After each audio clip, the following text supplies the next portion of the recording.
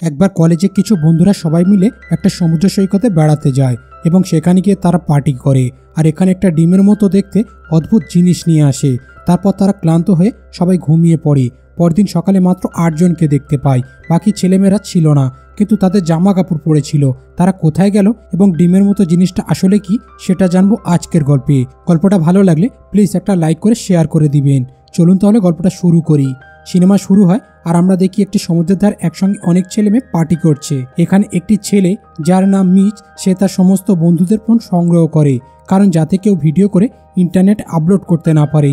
এরপর তারা একটি অদ্ভুত জিনিস খুঁজে পায় যেটা দেখতে অনেকটা ডিমের মতো ছিল এবং তারা কিছু বুঝতে না পারার কারণে তাই সেটাকে সেখানে রেখে তাদের কাজ করে, কিন্তু তারা জানতো না যে তাদের সাথে কি ঘটতে চলেছে। পরদিন সকালে আমরা দেখি একটা মেয়ে ঘুম থেকে ওঠে যার নাম কেলি। তখন সে দেখে সেখানে কোনো মানুষ নেই, শুধু তাদের কাপড় পরে আছে। এটা দেখে সে বেশ অবাক হয়ে যায়, কারণ সেভাবে কাপড় ছাড়া মানুষগুলো কোথায় গেল এটা আমরা একটু পরে জানতে পারবো। এরপর সে দেখে বালির উপরে একটা পাখি ওড়ার চেষ্টা করছে, কিন্তু সে পারছে না। মনে হয় যেন বালি তাকে আঁকড়ে ধরে আছে এবং কিছুক্ষণের মধ্যে পাখিটা বালির ভেতরে ঢুকে যায়। এটা দেখে তার বেশ অদ্ভুত লাগে। তখন সেখানে থাকা বাকি ছেলেমেয়েরা জেগে ওঠে আর তারা মার্শাল নামের একটা মেয়েকে জাগানোর চেষ্টা করে। সে একটা টেবিলে শুয়েছিল, কিন্তু মার্শাল ঘুম থেকে উঠে বমি করতে শুরু করে। তখন কেলি মার্শালকে বালির উপরে পা রাখতে নিষেধ করে, কিন্তু এই কথা বলার পরেও সে বালির উপরে পা রাখে, যার ফলে তার পা সেখানে আটকে যায় আর সেই কারণে সে চিৎকার করতে থাকে। এখানে কেউ বুঝতে পারে না তার সাথে কি ঘটছে, কিন্তু এটা দেখার পর ভেন্স তাকে সাহায্য করার জন্য তার দিকে দৌড়ে আসে, কিন্তু হঠাৎ ভেন্সের পাও মাটিতে আটকে যায় এবং সে নিচে পড়ে যায়। জন তাদেরকে সাহায্য করার জন্য গাড়ি স্টার্ট করার চেষ্টা করে, কিন্তু গাড়ি স্টার্ট হয় না। এরপর মিচ তাকে বাঁচানোর জন্য একটি দড়ি ছুঁড়ে দেয়, কিন্তু কোনো লাভ হয় না, কারণ ততক্ষণে অনেক দেরি হয়ে গেছে এবং ধীরে ধীরে ভ্যান্সের শরীরটা সম্পূর্ণ বালির ভেতরে চলে যায়।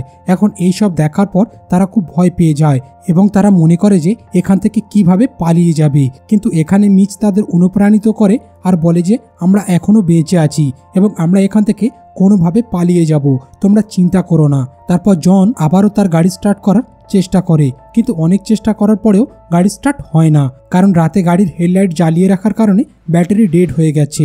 এরপর মিচ গাড়িটা পরীক্ষা করতে চাইলে কেলি তাকে বালির উপরে যেতে নিষেধ করে, কিন্তু মিচ তার কথা শোনে না। তখন কেলি বালির উপরে হাত রেখে তাকে দেখায় যে বালির ভেতর থেকে কিছু একটা তার হাতকে আঁকড়ে ধরতে চাইছে।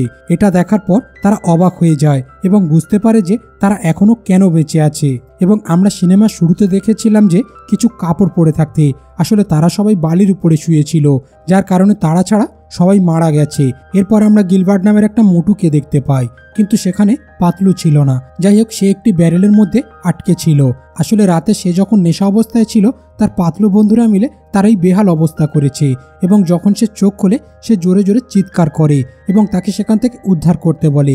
এখানে সবাই তাকে বলে তুমি বেশি নড়াচড়া করো না, কারণ বালির উপরে পড়ে গেলে তোমার মৃত্যু নিশ্চিত। কিন্তু গিলবার্ট তাদের কথা বিশ্বাস করে না এবং সে মনে করে যে তারা তার সঙ্গে মজা করছে, কিন্তু মিচ তাকে আশ্বস্ত করে এবং বলে দয়া করে আমাদের কথা শোনো। কিন্তু গিলবার্ট বলে যে আমাকে এখানে কতক্ষণ থাকতে হবে। মিচ বলে আর 1 ঘন্টার মধ্যে আমাদের জন্য সাহায্য আসবে। এখানে গিলবার্ট রোদের কারণে অনেক জোরে জোরে চিৎকার করতে শুরু করে। তারপর জন তাকে একটি সানস্ক্রিন দেয়, যেটা লাগিয়ে মোটু স্বস্তির নিঃশ্বাস ফেলে। এরপর কেলি লক্ষ্য করে যে রাতে যে ডিমের মতো বস্তুটা নিয়ে এসেছিল সেটা ভেঙে 2 টুকরো হয়ে গেছে, যার মানে ওর মধ্যে কোনো একটা প্রাণী ছিল যেটা এখন বালির ভেতরে আছে। কেলি প্রাণীর সাইজ জানার জন্য কিছু মাংসের টুকরো এদিক ওদিক ছুঁড়ে দেয়, কিন্তু তারা দেখে একটা জায়গায় প্রাণীটা ছিল না।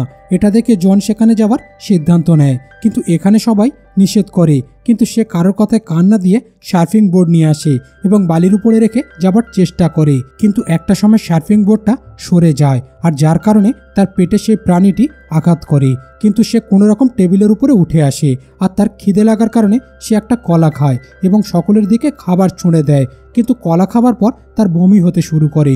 তখন সে লক্ষ্য করে যে তার পেট ছিদ্র হয়ে গেছে এবং সে যন্ত্রণার কারণে সেখানে শুয়ে পড়ে। এরপর তাদের মনে হয় যে মোবাইল থাকলে এখানে সাহায্যের জন্য কাউকে ডাকতে পারত। তখন মনে পড়ে যে তাদের সমস্ত মোবাইল গাড়ির ডিক্কিতে রাখা আছে।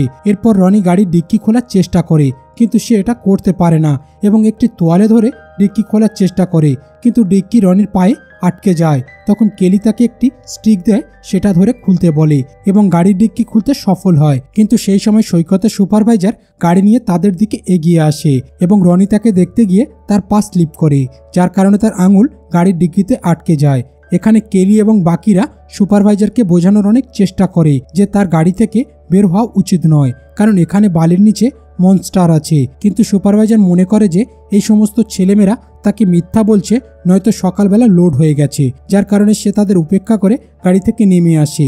কিন্তু সুপারভাইজার সেই জায়গায় হাঁটছিল এবং তাকে স্বাভাবিক অবস্থায় দেখে তারা বেশ অবাক হয়ে যায়। তারপর সুপারভাইজার সরাসরি গিলবার্টের কাছে আসে, তাকে ড্রাম থেকে বের করার চেষ্টা করে, কিন্তু অনেক চেষ্টা করার পরেও গিলবার্টকে বের করতে পারে না, যার কারণে সে তাকে বলে কিছুক্ষণের মধ্যে আমার টিমকে ফোন করব এবং আমি তোমাকে এখান থেকে উদ্ধার করব।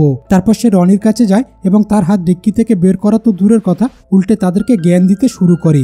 সে বলে তোমরা কেমন বন্ধু যে তাকে সাহায্য না করে কেবল দাঁড়িয়ে দেখছো, এই বলে সে খুব রেগে যায়। কিন্তু কেলি এখানকার সমস্ত ঘটনা বলতে শুরু করে আর বলে আমাদের অন্যান্য বন্ধুরা এই বালির ভেতরে মনস্টারের কারণে মারা গেছে, কিন্তু এত কিছু বলার পরেও সুপারভাইজার তার একটা কথাও বিশ্বাস করে না। এরপর সে কেলি এবং মিচকে নিচে নামতে বলে, কিন্তু তারা নিচে নামতে অস্বীকার করে, যার কারণে সেই সুপারভাইজার তার বন্দুক বের করতে যায় এবং বন্দুক বের করার সময় তার গাড়ির চাবিটা নিচে পড়ে যায়। কেলি সুপারভাইজারকে চাবি তুলতে নিষেধ করে, কিন্তু সুপারভাইজার তার কথা শোনে না। সে চাবি তুলতে গেলে তার হাত বালির উপর আটকে যায়, যা দেখে সে খুব ভয় পায়। সুপারভাইজার একটা স্প্রে বের করে এবং স্প্রে করার সাথে সাথেই সেই মনস্টার তার হাত কেটে নিয়ে তাকে ছেড়ে দেয়। তখন তার হাত থেকে অতিরিক্ত রক্তক্ষরণের কারণে তার মাথা ঘোরা শুরু হয় এবং সে সেখানে পড়ে মারা যায়। এটা দেখার পর নিচের মাথায় একটা আইডিয়া আসে, সেভাবে পায়ে একটা তোয়ালে জড়িয়ে হাঁটবে, কারণ সে দেখেছিল যে সুপারভাইজারের পায়ে জুতো থাকার কারণে হাঁটতে পারছিল। এরপর সিন্ডাকে একটি তোয়ালে তার দিকে ছুঁড়ে দিতে বলে, কিন্তু তোয়ালে ধরার চেষ্টা করতে গিয়ে সে বালিতে পড়ে যায় এবং সেই মনস্টার তাকেও তার সঙ্গী বানায়। এই সব কিছু দেখার পর কেলি ভেতর থেকে ভেঙে পড়ে, কারণ সবাই একে একে মারা গিয়েছিল। এরপর সে নিজের মনকে শক্ত করে আর সেন্ডাকে সিঁড়ির রেলিংগুলো সরিয়ে নিতে বলে। তারপর সে নিজে ওপর থেকে ঝাঁপিয়ে পড়ে এবং সে উঠে সবার আগে সেন্ডার মুখে একটা ঘুষি মারে আর বলে তোমার কারণে আমার বয়ফ্রেন্ড মারা গেছে। এটা দেখে মোটু বলে তোমরা ঝগড়া পরে করবে, আগে আমার এখান থেকে উদ্ধার করো। এরপর কেলি আর সেন্ডা মিলে তার হাতটা বের করে, কিন্তু তার হাত থেকে রক্ত বের হওয়ার কারণে তোয়ালে জড়িয়ে দেয়। এখানে আমরা গিলবার্টকে দেখতে পাই যে সে ডাব্বার ভেতরে অনেকক্ষণ আটকে থাকার কারণে তার শরীর থেকে রক্তপাত শুরু হয় এবং সেই কারণে মনস্টার তার দিকে আকৃষ্ট হয়। এরপর সেন্ডা সেই রেলিংগুলো বিছিয়ে দেয় যাতে সেটার উপর দিয়ে হেঁটে জনের কাছে পৌঁছতে পারে। সেন্ডা প্রথমে জনের কাছে পৌঁছায়, তারপর কেলি রনিকে যেতে বলে, কিন্তু রনি কেলিকে বলে যে আমার হাত থেকে রক্ত বের হচ্ছে এবং যদি আমার রক্ত বালিতে পড়ে তাহলে সেই মনস্টার আমাদের দিকে আকৃষ্ট হবে, অর্থাৎ তুমি আগে যাও। এখানে কেলি না চাইলেও সে আগে চলে আসে। তারপর রনি তাদের কাছে যেতে শুরু করে, কিন্তু তার হাত থেকে প্রচুর রক্ত বের হচ্ছিল, সেই কারণে সে খুব ভয় পায় এবং ভারসাম্য হারিয়ে সে বালিতে পড়ে যায় আর কিছুক্ষণের মধ্যে সেও মারা যায়। এরপর আমরা দেখি গিলবার্টের ডাব্বাটা সেই মনস্টার পুরোপুরি আঁকড়ে ধরেছে। এরপর সেন্ডা তার পায়ে তোয়ালে জড়িয়ে সুপারভাইজারে সেই গাড়িতে পৌঁছায় এবং তারা এটা দেখে সবাই খুব খুশি হয়, কারণ তারা ভেবেছিল যে তারা এখান থেকে সহজে বেরিয়ে যাবে। তারপর আমরা দেখি গিলবার্টের ডাব্বার ভেতর থেকে সেই মনস্টারের বিশাল সুর বেরিয়ে আসে এবং এক ঝটকায় গিলবার্টকে সম্পূর্ণ বালির ভেতরে নিয়ে চলে যায়। তারপর মনস্টার সুপারভাইজারের গাড়ির কাছে পৌঁছায় এবং গাড়িটা কাঁপাতে শুরু করে, যার ফলে সেন্ডা ভয়ে অজ্ঞান হয়ে যায়। এরপর কেলি বারবার ডাকার কারণে তার জ্ঞান ফিরে আসে। সেন্ডা যখন চোখ খোলে তখন সে বুঝতে পারে রাত হয়ে গেছে। এরপর সে একটা এমার্জেন্সি রাফট দেখতে পায়, সেটার সাহায্যে কেলি এবং জন সুপারভাইজারের গাড়িতে চলে আসে।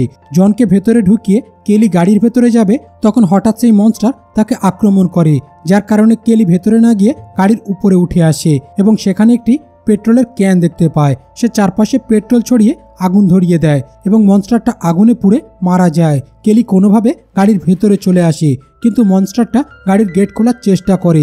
সেন্ডা কোনোভাবে গেটের লকটা আটকে দেয়। এত কিছুর পর তারা ক্লান্ত হয়ে সেখানে ঘুমিয়ে পড়ে। পরদিন সকালে একজন লোক তাদের গাড়ির গেটে ধাক্কা দেয় এবং তাদের জাগিয়ে তোলে, যার ফলে তারা জানতে পারে যে সকাল হয়ে গেছে। তাকে দেখার পর কেলি কোনো রকম সাহস সঞ্চয় করে এবং বালিতে পা রাখে, কিন্তু তার কিছু হয় না। কেলি মনে করে যে মনস্টারটা মারা গেছে, যার ফলে তারা দুজনে গাড়ি থেকে বেরিয়ে আসে, কিন্তু জনকে সঙ্গে নেয় না, কারণ সে ইতিমধ্যেই মারা গিয়েছে। এর পরের দৃশ্যে আমরা দেখতে পাই সমুদ্রের নিচে সেই মনস্টারটা নিশ্চিন্তে মনে খেলা করছে। আর মুভিটা এখানেই শেষ হয়ে যায়। তো বন্ধুরা, গল্পটা কেমন লাগলো কমেন্ট করে বলুন। ভালো লাগলে লাইক ও শেয়ার করে দিন আর আমাদের চ্যানেলটা দয়া করে সাবস্ক্রাইব করুন।